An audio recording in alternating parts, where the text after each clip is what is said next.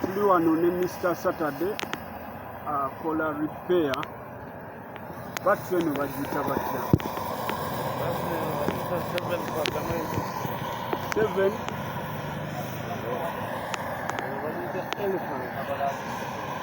ya sola ya ki? Ekola buli moroka sola byonna. Ekola sola ne multi-purpose.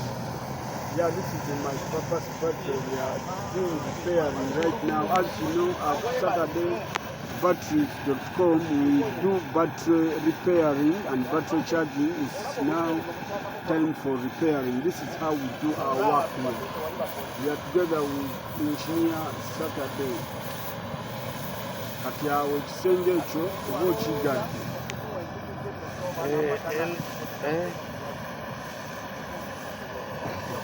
Kiki ekibaddewo?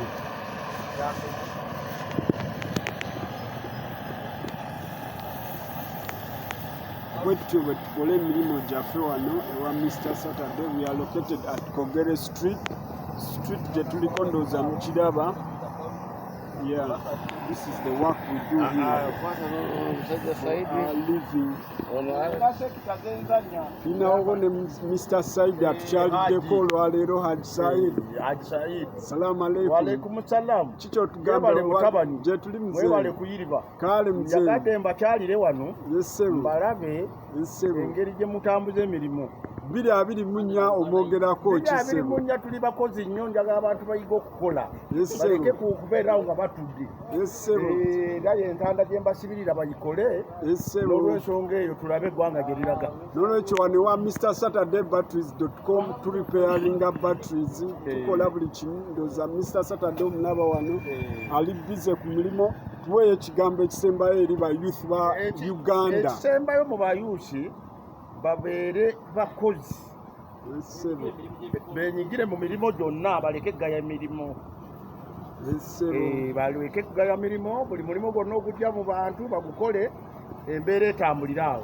Ekigambo kyange kye mbasuddeyo. Tweyanziza nnyo muzeeyi. Mpozi amanya Saidi Mukasanga bulijjo. Haji Saidi Mukasanga bulijjo. Amiina. Mulimi Nakinku. Amiina. Ate musuubuzi. Essebo. Salaamu alaikum. Walaikum salaamu wa rahmatullahi. Wano engineer atuweeko ekigambo ekisembayo. N'ebintu wabiyigira naye nze nga sibitegera. Amasomero kyetaaga okolera essomero. Nabisomera Kampala. Luli watugamba wali Kenya.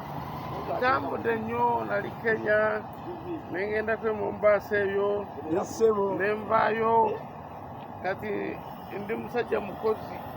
Era nkulaba. Tuweeyo ekigambo oli mukugu mu kintu ekikwatagana ne batteries. So everything, get in touch with us on www.saturdaybatteries.blogspot.com together with Arrows Records and Studios. Peace and love.